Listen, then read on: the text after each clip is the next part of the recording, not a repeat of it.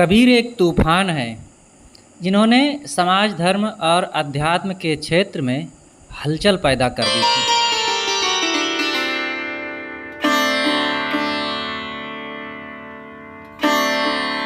बोलिए सद्गुरुदेव की जय। परम पूज्य श्री साहेब जी, मंगलमय संत समाज, देवियों एवं देवताओं, वर्तमान में जो सद्गुरु कबीर साहेब जी की चर्चाएं हो रही हैं, पूज्य संत श्री सनात साहेब जी द्वारा रचित संत कबीर नाटक पुस्तक के आधार पर उसी प्रसंग को हम आगे बढ़ाते हैं। लेकिन कुछ चर्चा शुरू करने के पहले सभी श्रोताओं, सज्जनों और देवियों से निवेदन है कि हमारे YouTube चैनल को भी सब्सक्राइब कर लें और सबको हमारी ओर से सुबह की साहेब बंदगी। और आइए चर्चा करते हैं। महाराजा वीर सिंह जूदेव बघेल की राजधानी गहोरा में उनका दरबार लगा हुआ है। सोने के सिंहासन पर महाराज वीर सिंह जूदेव विराजमान हैं। दो व्यक्ति खड़े चमर डुला रहे हैं। सभासद यथास्थान बैठे हुए हैं। द्वारपाल सादर प्रणाम करते हुए, महाराज की जय हो। वीर सिंह, कहो क्या बात है। द्वारपाल, सरकार, द्वार पर एक नागरिक खड़ा है। वीर सिंह, बुला लाओ। द्वारपाल, जो आज्ञा, जाता है। नागरिक, अन्नदाता की जय हो। वीर सिंह, कहो क्या बात है। नागरिक, अन्नदाता, नगर के बाहर एक महात्मा जी विराजमान है। बहुत ही पहुँचे हुए संत हैं। नगर की जनता उनके दर्शन के लिए उमड़ पड़ी है। वीर सिंह द्वारपाल से, महात्मा जी को सादर लिवा लाओ। द्वारपाल कुछ देर में लौटकर आता है। महाराज की जय हो। वीर सिंह, कहो महात्मा जी कहाँ हैं। हुजूर, वे नहीं आए। वीर सिंह, क्यों, क्या कहता है। द्वारपाल, सरकार, वे कहते हैं राजबार से मेरा कोई प्रयोजन नहीं। वीर सिंह, मेरी आज्ञा का उल्लंघन। लगता है वह साधु बड़ा अहंकारी है। मंत्री, सरकार, संत महात्माओं के पास हमें स्वयं जाना चाहिए और ससम्मान लिवा लाना चाहिए। संत तो संत ठहरे, उन्हें दुनियादारी और राजा महाराजा से क्या काम। जो वैराग की मस्ती में मस्त हैं और जो अविनाशी के भजन में लीन हैं, उनको राजदरबार से क्या वास्ता। ऐसे निष्प्रिय संतों से स्वयं मिलना चाहिए। उनके दर्शन दुर्लभ होते हैं। अननशील, निर्वैर, अपेक्षा रहित और समदर्शी संतों के पीछे भगवान भी घूमते हैं। उनके चरणों की धूल के लिए वे लालायित रहते हैं। वीर सिंह, मंत्रीवर, शीघ्र तैयारी करो। वेदज्ञ ब्राह्मणों और नगर श्रेष्ठी तथा सभासदों को सूचित करो कि वे सब महात्मा जी के स्वागत के लिए नगर द्वार पर चलें और कजली वन से लाए हुए 9 मतंग को सजाओ। 9 मतंग, हाथी। मंत्री, जो आज्ञा, जाता है। मंत्री, राजन, वेदज्ञ ब्राह्मण, नगर श्रेष्ठ तथा सभासद इकट्ठे हो चुके हैं। 9 मतंग को सजाकर तैयार कर दिया गया है। पूजा की सामग्री रख ली गई है। अब संत प्रवर का स्वागत के लिए शीघ्र चलना चाहिए। वीर सिंह, बहुत अच्छा, चलो। नगर के बाहर एक बाग में सद्गुरु श्री कबीर साहेब जी विराजमान हैं। सामने कुछ नागरिक बैठे हैं। नगर के गणमान्य लोगों के साथ महाराजा वीर सिंह जूदेव का आना। वीर सिंह जूदेव गुरुदेव जी को प्रणाम करते हैं। वे उन्हें हृदय से लगा लेते हैं। कबीर, गहोरा नरेश, कुशल मंगल तो है ना। वीर सिंह, प्रभु, सब आपकी कृपा है। भगवान मेरे गृह पर पधारने की कृपा करें। कबीर, राजन, बस हो गया। आपकी सेवा भक्ति अत्यंत प्रशंसनीय है। अकंटक राज्य करो। वीर सिंह, नहीं भगवान, इस दास पर दया करें, मेरे घर को अपने पवित्र चरण कमलों से पवित्र करें दीनानाथ। एवमस्तु। सदगुरु श्री कबीर साहब हाथी पर बैठे हैं। महाराजा वीर सिंह जूदेव तथा उनके मंत्री चमर डुला रहे हैं। जय जयकार के साथ प्रस्थान। गौरा नगर के चौराहे पर दरबान ढिढोरा पीटने वाला ढोल बजा कर के ढिढोरा पीट रहा है। दरबान ढोल बजाकर, हमारे महाराजाधिराज श्रीमान वीर सिंह जूदेव की आज्ञा है, समस्त नगरवासी महान संत कबीर साहब के उपदेश सुनने के लिए महाराजा साहब के बाग में चलो। ढोल बजाता है। दो नागरिकों का प्रवेश। पहला, अरे दरबान, काहे का ढिढोरा है? दरबान, उपदेश होगा, उपदेश। दूसरा, काहे का उपदेश? किसका उपदेश? दरबान, काशीपुरी के महान संत श्री कबीर साहब जी पधारे हुए हैं, आज उनका उपदेश होगा। पहला, कहाँ? दरबान, महाराजा साहब के बाग में आज शाम को पुनः ढोल बजाकर कहता है। पहला। दूसरे नागरिक से, वही महात्मा तो नहीं है जिन्हें कल महाराजा साहब बड़े सम्मान के साथ पधरावनी करके लाए हैं? दूसरा, हाँ हाँ, वही महात्मा हैं, बहुत पहुँचे हुए संत हैं, देखा नहीं, कल हमारे महाराजाधिराज उन्हें हाथी पर बिठाकर स्वयं महामंत्री के साथ चमर डुला रहे थे। पहला, इतना सम्मान तो उन्होंने आज तक किसी साधु संत को नहीं किया था, आखिर उनमें ऐसी कौन सी विशेषता है? दूसरा, उनकी विशेषता मत पूछो, मैंने सुना है कि वे समस्त दैवी संपदा से विभूषित बाल ब्रह्मचारी संत हैं, उनके ही उपदेश का प्रभाव है जिससे गुजरात के शैव वैष्णव संघर्ष शांत हुआ है।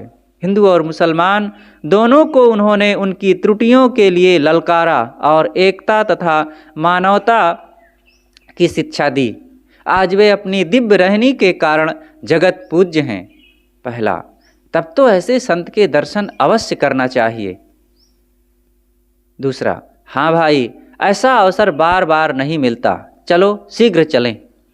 अगला दृश्य, बाग में मंडप बना हुआ है, सदगुरु श्री कबीर साहब सिंहासन पर आसीन हैं। महाराजा वीर सिंह जूदेव, मंत्री तथा श्रोतागण यथा योग्य बैठे हैं। वीर सिंह, आदरणीय विद्वज्जन एवं मेरे प्रिय नागरिक बंधुओं, हम सबका परम सौभाग्य है कि विश्वविख्यात वैराग्यनिष्ठ तपोमूर्ति संत शिरोमणि सदगुरु श्री कबीर साहब जी हमारे समक्ष विराजमान हैं। उनसे मैं विनम्र निवेदन करता हूँ कि हम सबको अपने उपदेशामृत से कृतार्थ करने की महान अनुकंपा करें। सदगुरु कबीर। भक्त शिरोमणि गहोरा नरेश, सभासदों, सज्जनों एवं देवियों, हमारे जीवन के दो पक्ष हैं, एक भौतिक, दूसरा आध्यात्मिक। शरीर के लिए भौतिक पदार्थों की आवश्यकता है और जीव आत्मा के लिए अध्यात्म की। अतः हमें चाहिए कि लौकिक उन्नति करते हुए पारलौकिक उन्नति की दिशा में निरंतर आगे बढ़ें। आध्यात्मिक उन्नति के लिए सच्चे सद्गुरु की महती आवश्यकता है। बिना गुरु के ज्ञान नहीं होता, किंतु जांच परख कर ही गुरु करना चाहिए। अहिंसा परम धर्म है और अहिंसा ही परम तप है। अतः तन मन वचन से किसी प्राणी को पीड़ा मत दो। नशा, मांस, शराब को त्याग कर शुद्ध सात्विक भोजन करो। जीव दया अरु आत्म पूजा, सद्गुरु भक्ति और नहीं दूजा। जब हम पैदा हुए तब सभी हंसते थे और हम रोते थे। हमें अपना जीवन ऐसा बनाना चाहिए कि हमारा शरीर संसार में ना रहे किंतु हम अमर रहें, हमें लोग याद करते रहें। दान, धर्म, परोपकार से ही मनुष्य महान बनता है। किसी प्रकार अंधविश्वास में मत पड़ो। झाड़ फूंक, जंत्र मंत्र तंत्र सब झूठे हैं, इनमें कदापि ना फंसो। देवी देवता, भूत प्रेत भी एक भ्रम है। वस्तुतः संसार के नर नारी ही देवी देवता हैं। इनके साथ सुंदर व्यवहार करो। जाति पाति छुआछूत का पाखंड सबको त्याग देना चाहिए। ये बिल्कुल पाखंड है। मनुष्य मात्र की एक जाति है, और मानवता एक धर्म है। लोग अपने संप्रदाय महापुरुष एवं पोथियों को ही सर्वोपरि मानते हैं और दूसरे संप्रदाय के महापुरुष को नास्तिक काफर कहते हैं। यह संकुचितता है। संसार के सभी महापुरुषों को आदर करो और सभी शास्त्रों से सार ग्रहण करो। न कोई पोथी ईश्वरीय है, न कोई ईश्वर के अवतार व पैगंबर तथा ईश्वर का पुत्र है, और न कोई संप्रदाय ईश्वर का चलाया हुआ है। सभी शास्त्र मानव रचित हैं और संसार के सभी महापुरुष मानव हैं। लोग परम तत्व को बाहर ढूंढते हैं, वह तो तुम्हारा अपना स्वरूप ही है। कस्तूरी कुंडल बसय मृग ढूंढे बन माहि, तैसे घट घट राम है दुनिया जानत नाहि। सज्जनों, मरकर स्वर्ग जाने की चिंता छोड़ो। अपने पवित्र व्यवहार से घर को ही स्वर्ग बनाओ। जिसके घर में प्रेम, करुणा, समता, सहनशीलता, वाणी में मधुरता और व्यवहार में कोमलता है, वहाँ स्वर्ग निवास करता है। जीते जी समस्त बुराइयों का परित्याग कर हंस रहनी धारण करो और परम शांति को प्राप्त करो। आपा तजय हरि भजय, नक्सिक तजय विकार, सब जीवन से निर्वैर रहे साधु मता है सार। सकलो दुर्मति दूर करु अच्छा जन्म बनाओ, काग गवन गति छाड़ के हंस गवन चली आओ। सदगुरु कबीर साहब की जय जयकार के साथ सभा का विसर्जन होता है। अगला दृश्य, दो नागरिक बातें कर रहे हैं। पहला, बहुत दिनों में दिखे, अभी कहाँ से आ रहे हो? दूसरा, बाजार से। पहला, बहुत देर किए। दूसरा, पंडित जी और कबीर की बातें सुनने में देरी हो गई। पहला, क्या हो रहा था? दूसरा, पंडित जी एक व्यक्ति से कह रहे थे कि तुम्हें ग्रह लगा है, पूजा करा लो, मात्र 100 रुपये लगेंगे। उसने कहा 100 नहीं है पंडित जी, 100 से 50, 50 से 25 करते हुए वे 1 रुपया तक आ गए। उसने कहा 1 रुपया भी नहीं है। तब पंडित जी ने कहा तब तुम्हें ग्रह लगा भी नहीं है। जिसके पास 1 रुपया भी नहीं है उसे ग्रह लग करके भी क्या करेगा? यह सब कबीर सुन रहे थे। उसने कहा, पंडित बाबा, तुम्हारे हृदय में यह अज्ञान ग्रहण कब से लगा जो तुम दूसरे को ग्रह ग्रसित बतलाते हो? पंडित जी घबरा गए। तब कबीर ने कहा, जब इतना भी नहीं जानते हो तब तुम अपने शिष्यों को उनके कानों में लग करके क्या बताते हो? मैं तो ही पूछो पंडित जना, हृदय ग्रहण लागू के ही खाना। कहें कबीर इतनो नहीं जान, कौन शब्द गुरु लागा कान। दूसरा, उनको कितना कष्ट दिया गया, यहाँ तक जंजीरों में बांधकर गंगा में फेंक दिया गया तब भी बच गए। उनको मारने के सभी प्रयत्न विफल हो गए। वह है कि अजर अमर होकर आया है। अब इस बुढ़ापा में भी उनका संघर्ष जारी है। एक दिन तो वह सरेआम कह रहा था कि यहाँ के पंडे पुजारियों को अहंकार है कि काशी में मरने से मुक्ति होती है और मगहर में मरने वाला गधा होता है, और मैं उनके इस अहंकार को चुनौती देता हूँ। पहला, क्या वे इस पुण्य भूमि काशी को त्याग करेंगे? दूसरा, हाँ। पहला, अद्भुत साहस है।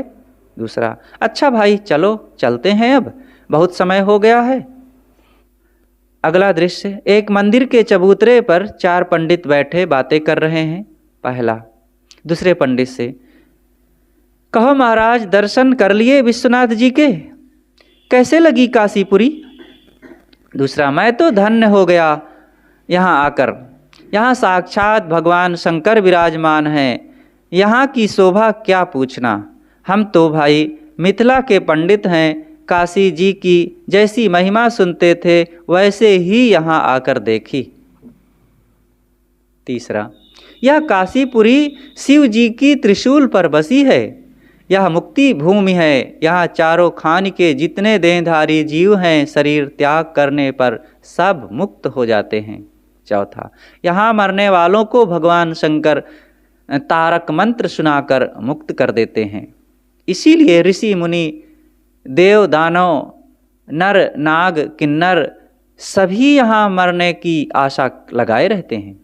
बड़े बड़े चारवाक के चेले भी जो अपने जीवन में आत्मा परमात्मा को नहीं मानते, वे भी बूढ़े हो जाने पर भगवान विश्वनाथ के मंदिर में माला लेकर बैठ जाते हैं। एक पंडित का प्रवेश। दूसरा, आप कब से पधारे हैं यहाँ? आप तो हमारे मिथिला के बड़े पंडित हैं। पांचवा, 1 महीना हो गए। दूसरा, मुझे तो 1 सप्ताह हुआ है आए, और कहो कुशल मंगल तो है ना? अभी किधर से आ रहे हैं? पांचवा, दशाश्वमेध घाट से आ रहा हूँ। एक बात सुनी है? दूसरा, क्या? पांचवा, यहाँ के प्रसिद्ध संत कबीर साहेब जी मुक्ति धाम काशी को त्याग कर मगहर जा रहे हैं। दूसरा, क्यों? पहला, अरे जाने दो, उनका क्या नाम लेते हो? दूसरा, अरे आप ये क्या कह रहे हैं? उनके जैसे संत तो खोजने से भी नहीं मिलेंगे। मैं तो उनके दर्शन करके ही कृतार्थ हो गया। संतों की जो रहनी शास्त्रों में बताई गई है, वे सबके सब उनमें विद्यमान है। ऐसा साफ साफ कहने वाला दुनिया में मिलना दुर्लभ है। दूसरे से, बताओ महाराज, मुक्ति भूमि काशी का त्याग वे क्यों कर रहे हैं? पांचवा, काशी त्याग कर मगहर जाने का उनका मात्र एक ही उद्देश्य है, अंधविश्वास का खंडन तथा सत्य की प्रतिष्ठा करना। उनका कहना है कि हृदय पवित्र होना चाहिए, फिर शरीर चाहे जहाँ छूटे। वे काशी की मिथ्या महिमा को बर्दाश्त नहीं कर सकते। जैसे लोग कहते हैं कि तुम चाहे जितना पाप करो, किंतु काशी में मरने मात्र से मुक्ति हो जाएगी। इसलिए वे कहते हैं कि मैं काशी में नहीं किंतु मगहर में मरूंगा। दूसरा, कहते तो बिल्कुल सच हैं। चौथा, मगहर में मरेगा? अरे वहाँ मरने वाले तो गंधर्व योनि में जाते हैं। कहा है, काश्याम मरणाम मुक्ति ही, काशी में मरने वाले की मुक्ति होती है तथा मगहर में मरने वाला गधा होते हैं। मगधेचा खरगति। तीसरा, अरे भाई चलो, उन्हें किसी प्रकार समझा बुझा कर रोका जाए, नहीं तो लोगों की आस्था ही घट जाएगी काशी के प्रति। फिर कौन यहाँ आएगा?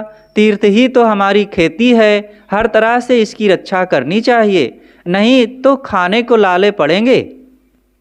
पहला, काशी जी की महिमा बढ़ाने के लिए हमारे पूर्वजों ने कितनी मेहनत की है, कितने ग्रंथ लिखे हैं। इसी से दूर दूर के लोग यहाँ आते हैं और उनके द्वारा हम लोगों को खूब दान दक्षिणा मिलती है। जब यहाँ कोई आएगा ही नहीं, तब हम लोगों का जीवन कैसे चलेगा? चलो चलो, जल्दी उन्हें रोको। पांचवा, उन्हें रोकना सहज नहीं है, निश्चय ही वे बड़े पक्के मन के हैं। वे कहते हैं कि मैं इस अंधविश्वास को तोड़ करके ही रहूंगा। दूसरा, कहता तो सच है, विवेक से देखा जाए तो वास्तव में रहनी से ही मुक्ति होगी। पहला, अरे चलो जल्दी, रोको उन्हें समझा बुझा करके। सब चलो चलो, जल्दी चलते हैं। अगला दृश्य, सदगुरु कबीर साहब कबीर चौरा आश्रम में विराजमान हैं। सामने शिष्यगण बैठे हैं, भक्तगण उनके उपदेश सुनने को आतुर हैं। कबीर, संतों, जीवन क्षणिक है, अपना काम शीघ्र करो। सेवा सत्संग स्वाध्याय में मन को ऐसे रमा दो कि संसार का ख्याल न रह जाए। अलग से कुछ प्राप्त नहीं करना है, केवल विकारों को छोड़ना है। संपूर्ण संकल्पों के छूट जाने पर जो शेष रहता है वही तुम हो। अज्ञानवश ही लोग परमात्मा को अपने से पृथक खोजते हैं। वो परम तत्व कहीं बाहर नहीं है, सबके अंदर में, हृदय में ही जो बैठा आत्म तत्व है वही परमात्मा है। जिस प्रकार मृगा की नाभि में कस्तूरी है, किंतु वह भूल से उसे घास फूस में ढूंढता है। कस्तूरी कुंडल बसे मृग ढूंढे बन माहि, तैसे घट घट राम है दुनिया जानत नाही। एक साधु का प्रवेश। साधु, प्रणाम कर। गुरुदेव, कुछ पंडित आपसे मिलने आए हैं। कबीर, बुला लाओ। आइए महाराज, पधारिए। पंडितों को बैठाते हैं। पहला पंडित, बहुत दिनों से आपके दर्शन की लालसा थी, आज सौभाग्य मिला है। कबीर, बड़ी कृपा की, कहिए क्या सेवा करूं? दूसरा पंडित, हम लोगों ने सुना है कि आप मुक्ति धाम काशीपुरी को त्याग कर मगहर जाने वाले हैं। कबीर, इसमें आश्चर्य क्या है? जैसे काशी वैसे मगहर। पंडित, आश्चर्य कैसे नहीं, जीवन भर तो आप काशी में रहे और जीवन की संध्या बेला में मुक्ति धाम काशी को त्याग कर मगहर जा रहे हैं, जहां मरने से गधे की योनि में जाना पड़ता है। कबीर, लोगा तुम ही मति के भोरा, लोगा तुम ही मति के भोरा, जो पानी पानी मिल गयो त्यों धुर मिला कबीरा, लोगा तुम ही मति के भोरा। जो मैथिल को साचा व्यास, तोहर मरण होए मगहर पास, मगहर मरे मरे नहीं पावे, अंत मरे तो राम लजावे, लोगा तुम ही मति के भोरा। मगहर मरे सो गदहा होए, भल परतीत राम सो खोए, क्या काशी क्या मगहर ऊसर, जो पै हृदय राम बस मोरा, जो काशी तन तजय कबीरा, तो राम ही कहू कौन निहोरा, लोगा तुम ही मति के भोरा, लोगा तुम ही मति के भोरा। हे भाई, तुम्हारी बुद्धि अत्यंत भोली है। आत्मज्ञानी पुरुष हर समय राम में रमा रहता है, उसके लिए काशी और मगहर से क्या मतलब? जैसे काशी वैसे मगहर। सबे भूमि बनारसी, सब निर्गंगा होए, ज्ञानी आत्म राम है, जा घट पर घट होए। यदि तुम मिथिला के सच्चे पंडित हो तो तुम्हें भी मगहर में ही मरना चाहिए। चौथा पंडित, वाह वाह कबीर साहब जी, हम लोगों को तो आप अंधविश्वासी कहते हैं और स्वयं मगहर का पक्ष ले रहे हैं। कबीर, मेरा मगहर से तात्पर्य है ज्ञान मार्ग। तीसरा पंडित, फिर आप मगहर क्यों जा रहे हैं? कबीर, इसलिए कि आप लोग कहते हैं मगहर में मरने वाले गधे की योनि को प्राप्त होते हैं। इस अंधविश्वास को तोड़ने के लिए कि मैं मगहर जा रहा हूँ, काशी में मरने से मुक्ति होती है, तो राम भजन की क्या आवश्यकता? साधना, स्वाध्याय, आत्मज्ञान, समाधि अभ्यास की क्या आवश्यकता? अतः अपने मन, वाणी और कर्म को निर्मल फिर क्यों बनाया जाए? अपनी रहनी और आचरण को शुद्ध करो, फिर शरीर चाहे जहाँ छूटे, कल्याण ही कल्याण है। यदि रहनी ठीक नहीं है तो काशी में मर करके भी मुक्ति नहीं मिलेगी। काशी किसी के दुखों को नहीं मिटा सकेगी। रहनी की जरूरत है। जो रहनी में संपन्न है और आत्मा में अपने लीन है, फिर वो कहीं भी रह करके शरीर छोड़ दे, वो साफ समय मुक्त है। दूसरा पंडित, इनसे पार नहीं पाओगे, देखा कैसा निष्पक्ष विचार है। कबीर साहब जी, हमारी भूल के लिए क्षमा करें, अब हमें आज्ञा दीजिए। काशी के राजपथ पर कुछ लोग बैठे बातें कर रहे हैं। पहला, कबीर जी के मगहर चले जाने से काशीपुरी सूनी सूनी लग रही है। दूसरा, बिजली खां की किस्मत चमक उठी है, जो कबीर साहब की अंतिम सेवा का उन्हें अवसर मिल गया। तीसरा, बहुत दिनों से वह चाह रहा था कि गुरुदेव हमारे यहाँ निवास करें। बिजली खां मगहर का नरेश था उस समय, मुस्लिम बादशाह, और साहब वहाँ गए तो वो भी खुश हो गए। चौथा, महाराजा वीर सिंह बघेल भी कम प्रयास नहीं किए थे उन्हें ले जाने के लिए। पहला, एक बार तो मेरे सामने महाराजा वीर सिंह देव ने कहा, गुरुदेव आप गहोरा में निवास कीजिए, मैं आपके लिए एक सुंदर आश्रम बनवा दूंगा, आपको कोई तकलीफ ना होने दूंगा। यहाँ आपको लोग तंग करते हैं जो मुझसे देखा नहीं जाता। इस दास को सेवा का अवसर प्रदान कीजिए, मैं आपकी जीवन पर्यंत सेवा करूंगा। कबीर ने छूटते हुए कहा, तुम्हारे राजभवन में चलकर मैं आनंद से रहूं और यहाँ शोषित पीड़ित जनता दुखों में पिसती रहे? यह मुझसे देखा नहीं जाता। चाहे जितना दुख मिले इसका मुझे डर नहीं, किंतु जब तक मेरे शरीर में रक्त की एक बूंद भी बाकी है तब तक यह कबीर अन्याय के विरुद्ध संघर्ष करता रहेगा। महाराजा वीर सिंह दंग रह गए। ऐसे हैं कबीर साहब। बड़े बड़े भौतिकवादी भी अपने बुढ़ापा में डगमगा जाते हैं और वे काशी आकर शिवलिंगी पूजने लगते हैं, किंतु कबीर में कितना साहस है कि इस मरती बेला में भी पंडितों को चुनौती दे करके गया कि मुक्ति काशी में मरने से नहीं किंतु आचरण की पवित्रता में है। उन्होंने संसार को दिखा दिया कि यथार्थ ज्ञानी के लिए काशी मगहर ऊसर जमीन सब बराबर है। तीसरा, कैसा अजीब संसार है, सत्य कहने वाले को लोग समझ नहीं पाते। जब तक कबीर काशी में रहे लोग उनको गालियां देते थे, किंतु आज उनके मगहर चले जाने के बाद उनके विरोधी भी प्रशंसा कर रहे हैं। वे भी आज पछता रहे हैं, काश ऐसे लोग पहले से समझ गए होते उनको। चौथा, उनका कोई व्यक्ति विशेष से विरोध नहीं था, उनका विरोध अन्याय शोषण और कुरीतियों से था। पहला, तभी तो लोग उनके जाने के समय सब के सब तैयार थे कि हम भी मगहर चलेंगे। उनको विदा करते समय ऐसा कोई व्यक्ति ना था जिनकी आंखों से अश्रु की धारा ना बही हो। टकटकी लगाए दूर तक लोग उनको देखते रहे।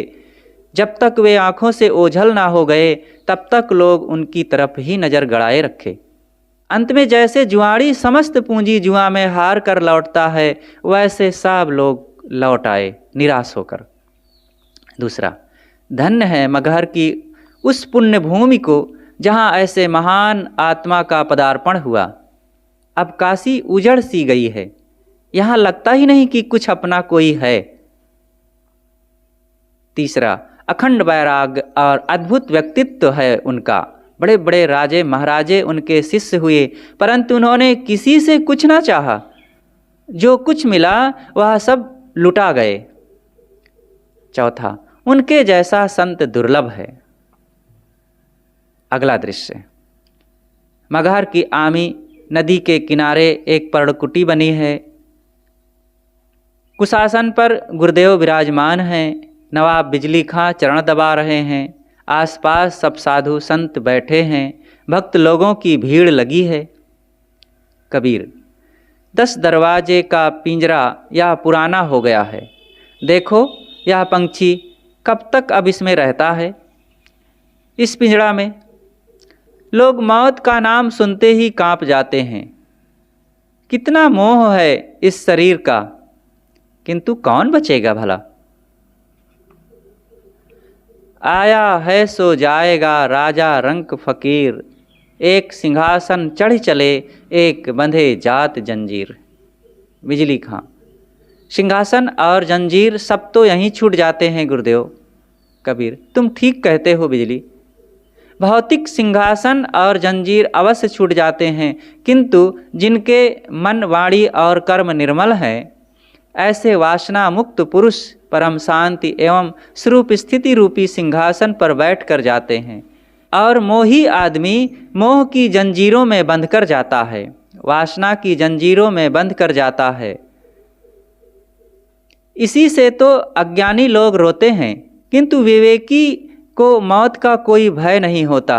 जय मरने से जग डरे मेरो मन आनंद, कब मरी हो कब पाई हो पूर्ण परमानंद।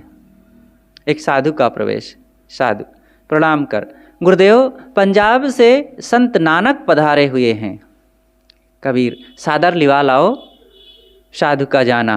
नानक, प्रणाम कर। धन्य भाग जो आपके दर्शन हुए, बहुत दिनों से आपके दर्शन की लालसा थी। कबीर, नानक को हृदय से लगा लेते हैं। नानक कुशल तो है ना? अच्छा हुआ चले आए, अंतिम दर्शन मिला। नानक, जब आप आज से बहुत पहले पंजाब गए थे तब नदी के किनारे आपके दर्शन हुए थे। थोड़े समय के उस सत्संग ने मेरी काया पलट कर दी। तब से मैंने आपको हृदय से सद्गुरु स्वीकार लिया था। आपके श्रीमुख से निकले अमृत वचन आज भी अविस्मरणीय हैं। धन्य है आपकी उपकारता। मेरे मन में सारे संदेह भ्रम को आप उसी प्रकार दूर कर दिए थे जिस प्रकार सूर्य की किरणें अंधकार को दूर कर देती हैं। आप बेमिसाल हैं। हका कबीर करीम तू बेऐब परवरदिगार। गुरुदेव, सब आपकी कृपा है। आप जैसे पूरे गुरु को पाकर क्या कमी है। वाह वाह वाह, कबीर गुरु पूरा है, नानक चरणों का धूरा है। पूरे गुरु की मैं बलि जाऊं, जाका सकल जहूरा है। नानक चरणों का धूरा है। कबीर, वाह वाह बेटे, जीते रहो। तुम जैसे योग संत तो मुझे प्राणों से अधिक प्यारे हैं। बेटा, तुमसे संसार को प्रेरणा मिलेगी। नानक, आपके दर्शन पाकर कृतार्थ हुआ गुरुदेव। तिल घोटत तारी लगी दिल दरिया के तीर, नानक की संशय मिटी सद्गुरु मिले कबीर। कबीर, बेटा जाओ भोजन कर लो, बहुत दूर से चल कर के आए हो। नानक, जो आज्ञा गुरुदेव। एक पेड़ के नीचे कबीर साहब के शिष्य गण बैठे बातें कर रहे हैं। अगला दृश्य है भगवान साहब। गुरुदेव जी को आराम नहीं मिला है। रात दिन दर्शन करने वालों की भीड़ लगी रहती है। समय निर्धारित कर देना चाहिए जिससे उनको कुछ आराम का अवसर मिल जाए। श्री श्रुति गोपाल साहब, किसको मना करें, फिर गुरुदेव को यह अच्छा नहीं लगेगा। तत्वा साहब, गुरुदेव कभी नहीं चाहेंगे कि उनसे मिलने वालों को दर्शन करने से रोका जाए। जीवा साहब, मुझे तो आश्चर्य लगता है कि इतनी जर्जर अवस्था में भी वे धारा प्रवाह बोलते रहते हैं। जब से पंजाब के संत नानक जी पधारे हैं तब से तो सत्संग और तेज चल रहा है। रात दिन गुरुदेव और नानक साहब का सत्संग चलता ही रहता है। ज्ञानी साहब, गुरुदेव जी का संकेत आप लोग समझे। जीवा साहब, नहीं तो। ज्ञानी साहब, उनके संकेत से लगता है कि अब वे ज़्यादा दिन नहीं रहेंगे। श्रुति गोपाल साहब, अब तो औषधि भी नहीं लेते। कभी कभी गुरुदेव वीर सिंह जूदेव की याद करते हैं। भगवान साहब, गुरुदेव कह रहे थे कि मेरे मरने के बाद इस मिट्टी के लिए झगड़ना नहीं। वीर सिंह जूदेव को भी यह बात समझा देना। श्रुति गोपाल साहब, गुरुदेव बहुत दूर तक सोचते हैं। वे जानते हैं कि उनकी मृत्यु के बाद उनके शव को जलाने और दफनाने को लेकर झगड़ा खड़ा हो सकता है, क्योंकि उनके शिष्यों में हिंदू और मुसलमान दोनों हैं। भगवान साहब, चलो भाई गुरुदेव के पास चलें। अगला दृश्य, सदगुरु कबीर तख्त पर बैठे हैं, सामने शिष्यगण बैठे हैं। नवाब बिजली खां पंखा कर रहे हैं। भक्तगण टकटकी लगाए गुरुदेव को देख रहे हैं तथा उनके अमृत वचन सुनने को आतुर हैं। कबीर, संतों एवं सज्जनों, जीवन क्षणिक है। श्वास जो आ रहा है वह लौट कर पुनः ना आए, इसमें क्या आश्चर्य। इसलिए शीघ्रातिशीघ्र स्वरूप स्थिति में स्थित हो। क्या छूटेगा, क्या मिलेगा। यह जीव अकेला आया है, अकेला जाएगा। प्राणी पदार्थों में मोह ममता करना ही बंधन है। विवेक से मोह का शमन करते रहो। मेरी ममता मर गई, अब मैं पूर्ण सुखी हो गया। अब यह शरीर दगली दोबारा नहीं पहनूंगा।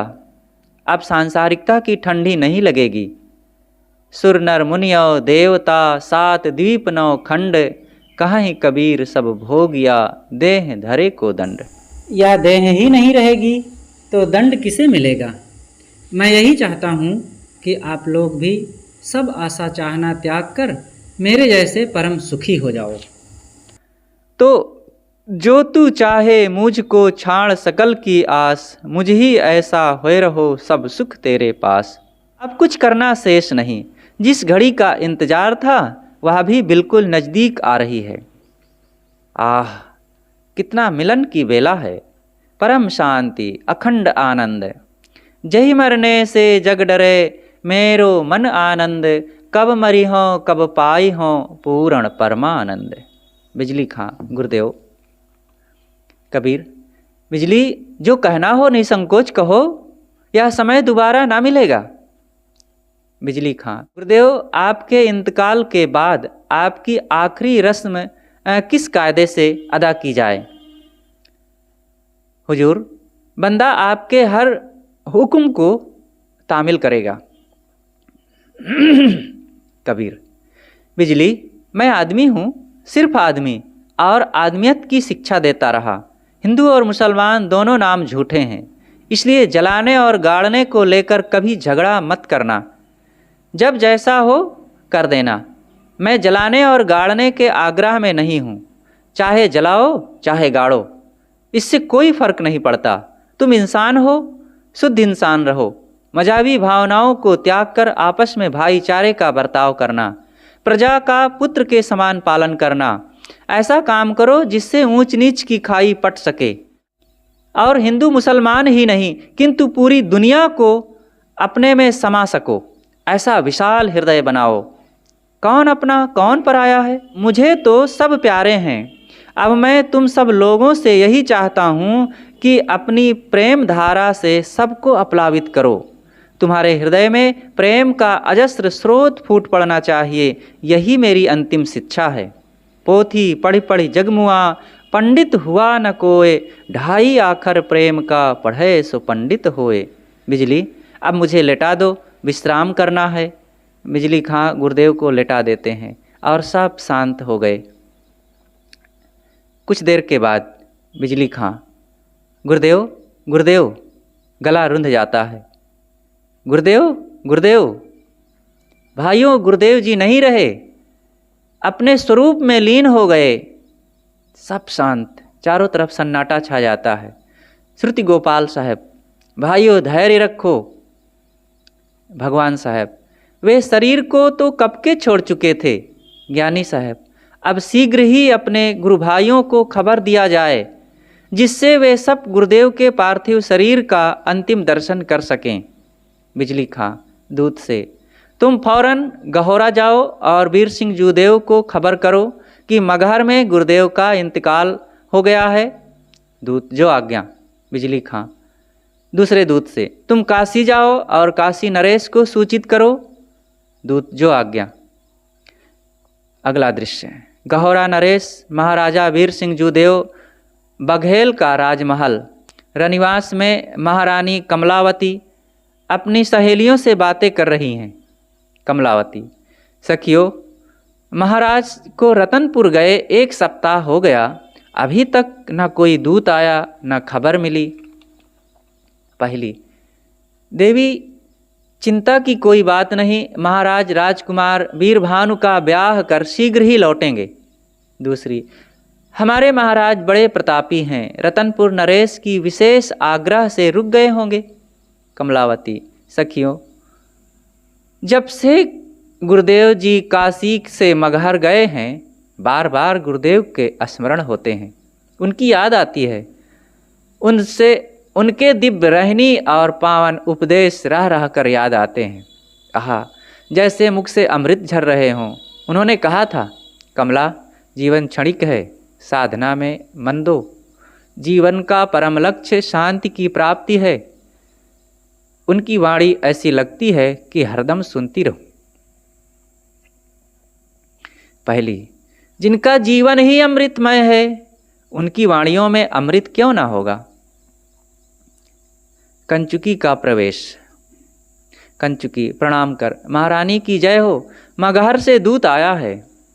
कमलावती, मगहर से? क्या नवाब बिजली खां भेजे हैं?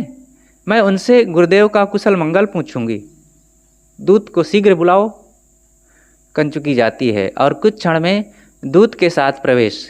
कंचुकी, प्रणाम कर, महारानी की जय हो, दूत सामने खड़ा है। दूत प्रणाम कर, महारानी की जय हो। कंपित स्वर में, मैं नवाब बिजली खां का दूत हूँ। रुक जाता है। कमलावती, बोलो, चुप क्यों हो गए? क्या खबर लाए हो? गुरुदेव, श्री कबीर साहब जी कुशल तो है ना? उनका स्वास्थ्य तो अच्छा है? हमारे गुरु भाई बिजली खां का कुशल तो है ना? कहो। अरे दूत, तुम बोलते क्यों नहीं? तुम्हारा चेहरा क्यों मुरझाया है?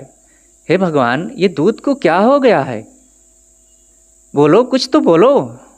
दूत, महारानी जी, खता माफ कहो, मुख से शब्द ही नहीं निकल रहे हैं। रुक कर, सदगुरु कबीर साहब ठीक तो है ना? गुरुदेव का नाम लेकर क्यों रुक गए? दूत, उन्होंने देह त्याग दिया। कमलावती, हाय, गुरुदेव जी शरीर छोड़ दिए? दूत, जी। कमलावती, सिसकियाँ, हाय मेरे गुरुदेव, मैं कितनी अभागन हूँ कि आपके अंतिम दर्शन भी न कर सकी। हाय, वे अब कहाँ मिलेंगे? अब गरीबों की रक्षा कौन करेगा? जनता को सद्मार्ग की शिक्षा कौन देगा? शिशक्ति हैं वो पुनः। हाय गुरुदेव, मेरे गुरुदेव, पहली धीरज रखो। महारानी। दूसरी, गुरुदेव का उपदेश स्मरण करो महारानी। उनके उपदेश समस्त शोक को दूर करने वाले हैं। वे वीतराग पुरुष थे, उनके लिए शोक करने की कोई बात नहीं। वे काया में रहते हुए काया को त्याग चुके थे। कमलावती, सखियों, अब क्या होगा? महाराज भी महल में नहीं है जो उनकी अंत्येष्टि क्रिया में भाग लेते। तीसरी, तुरंत ही दूत रतनपुर भेजा जाए, महाराज सुनते ही चले आएंगे। कमलावती, सखी, तुमने अच्छी बातें कही। कंचुकी, दूत को तुरंत बुलाओ। कंचुकी, जो आज्ञा महारानी जी। जाती है। पर्दा गिरता है। मगहर में बिजली खां सब संत भक्त समाज के साथ बैठे हैं। बिजली खां, पूजनीय संतगण तथा मेरे गुरु भाई भक्तों, अब बताओ क्या करें? गुरुदेव जी को देह त्याग किए लगभग 3 दिन हो गए हैं। कब्र बनकर तैयार हो चुकी है। बहुत से संत भक्त भूखे प्यासे दूर दूर से आए हुए हैं। सबको देखना है। जिन जिन का सौभाग्य था वे गुरुदेव जी के अंतिम दर्शन कर लिए। सब संत, अब देर करने की कोई ज़रूरत नहीं। भक्तगण, हाँ हाँ, अब समाधि दी जाए। सुत्ति गोपाल साहब, संतों तथा सज्जनों सब तो आ गए, किंतु गुरुदेव जी के प्रिय शिष्य महाराज वीर सिंह अभी तक नहीं पहुंच पाए हैं। जरा उनको और देख लिया जाता। बिजली खां, संतों, अभी गहोरा से दूत वापस आया है। उसका कहना है कि वीर सिंह महाराज राजकुमार वीर भानु का ब्याह कराने रतनपुर गए हैं, अतः वे इतनी जल्दी नहीं पहुंच सकते। संत पहला, वीर सिंह जूदेव को समझा लिया जाएगा, इधर काम शीघ्र होना चाहिए। सब संत, हाँ हाँ, शीघ्र होना चाहिए। अगला दृश्य, मगहर में संत एवं भक्तगण बैठे हुए हैं। नवाब बिजली खां हाथ जोड़े खड़े हैं। बिजली खां, पूजनीय संत समाज एवं भक्तगण, जिस मगहर को पंडित लोग तुच्छ समझते थे, जिसके नाम से नफरत करते थे, आज उसे ही गुरुदेव जी अपने कदम रखकर परम पवित्र तीर्थ बना गए। धन्य है गुरुदेव की महिमा। असल में संत पतित पावन होते ही हैं, तभी तो मुझ जैसे पतित को आज आप सबके दर्शन हो रहे हैं। श्रुति गोपाल साहब, आप जैसे सौभाग्यशाली कौन है? आप गुरुदेव के अनन्य भक्त हैं। आपकी सेवा भक्ति अत्यंत प्रशंसनीय है।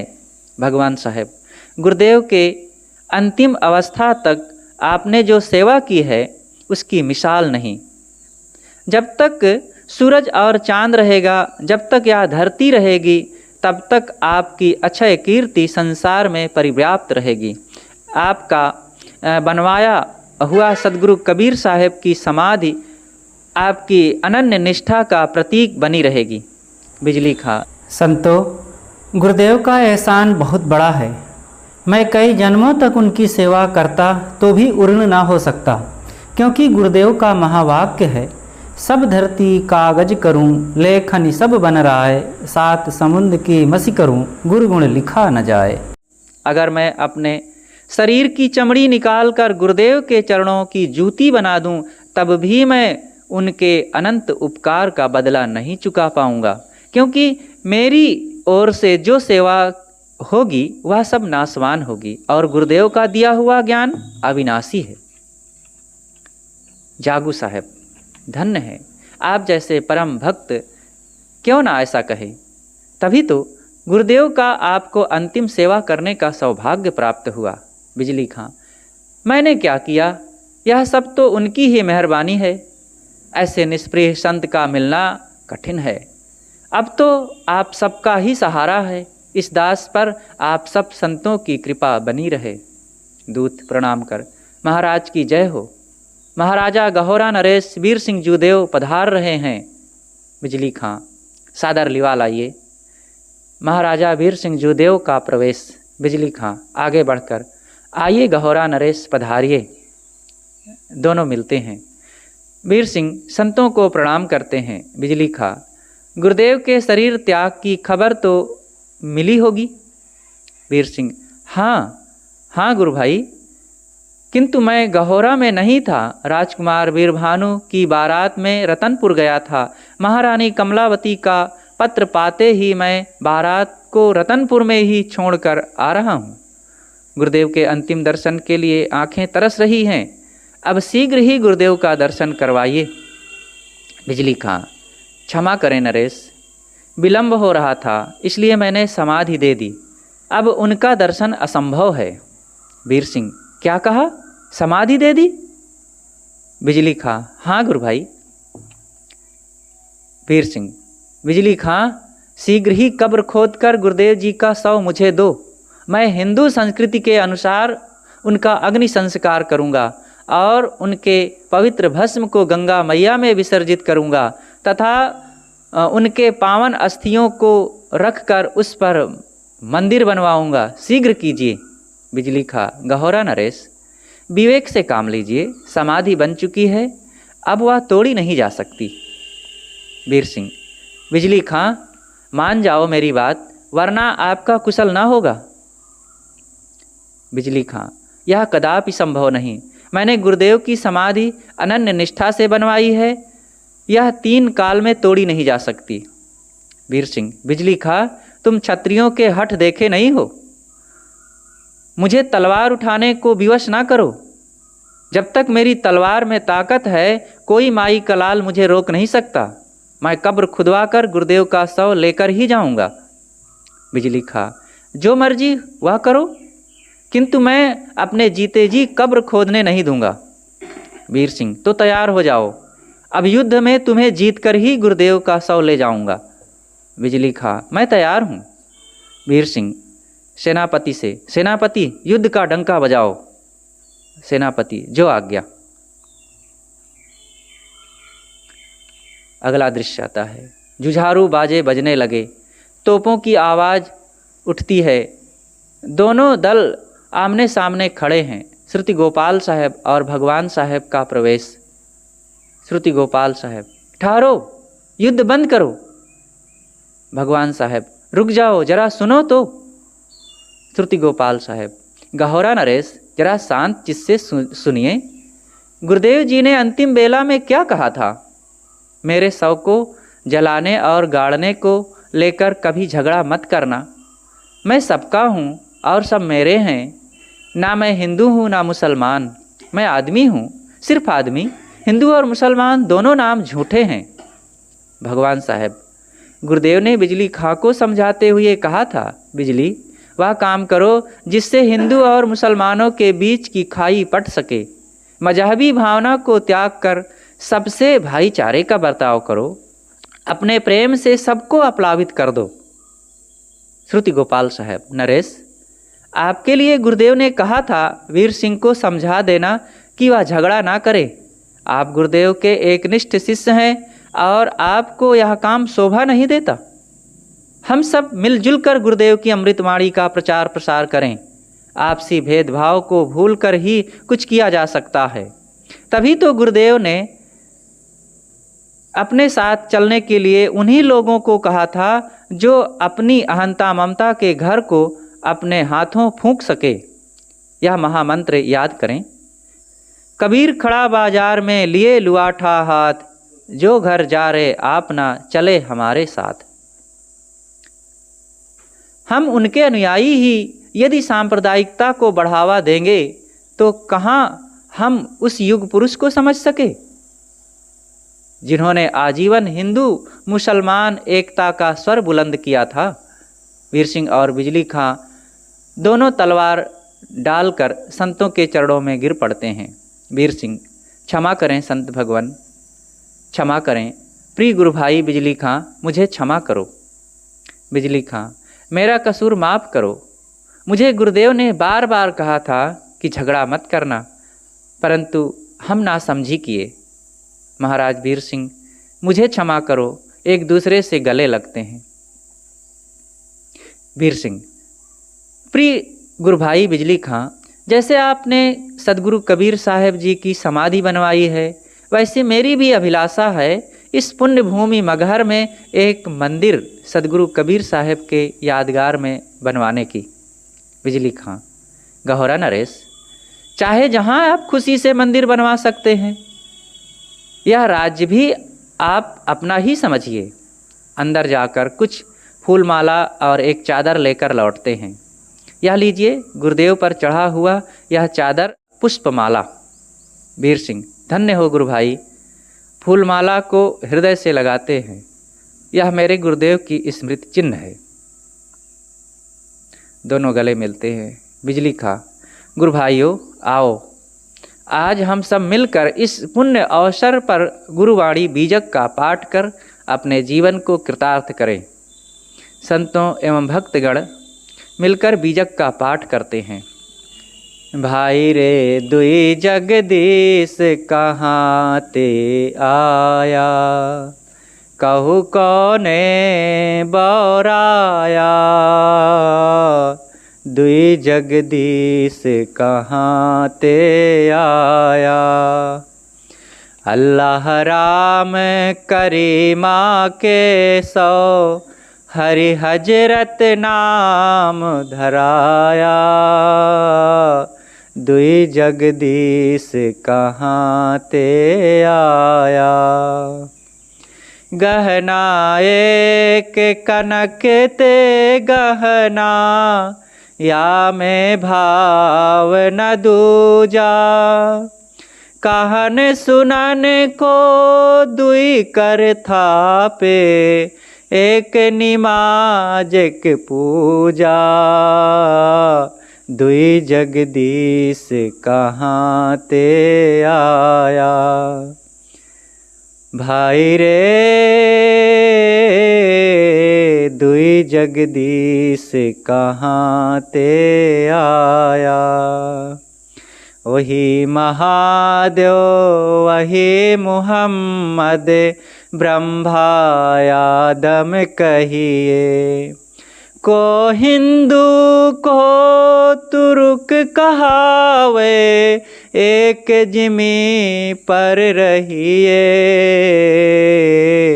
दुई जगदीश कहाँ ते आया, भाई रे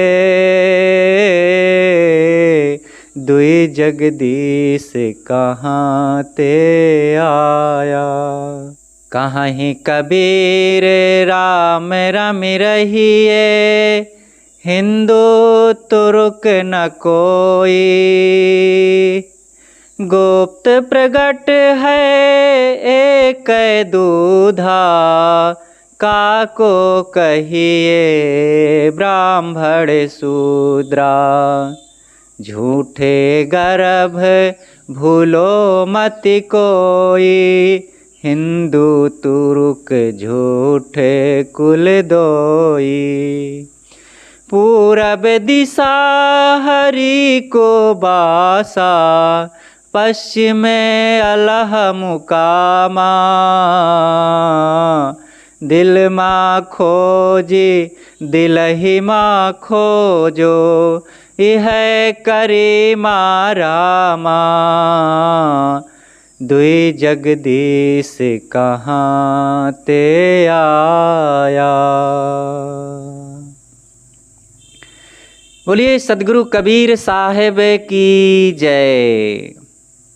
इसी बीजक पाठ के पश्चात आज ये कई दिनों से चल रही सदगुरु कबीर साहेब की स्मृति में संत कबीर नाटक का जो प्रसंग था बड़ा ही रोचक, बड़ा ही मार्मिक और बड़ा ही हृदय स्पर्शी था, आज ये समाप्त होता है।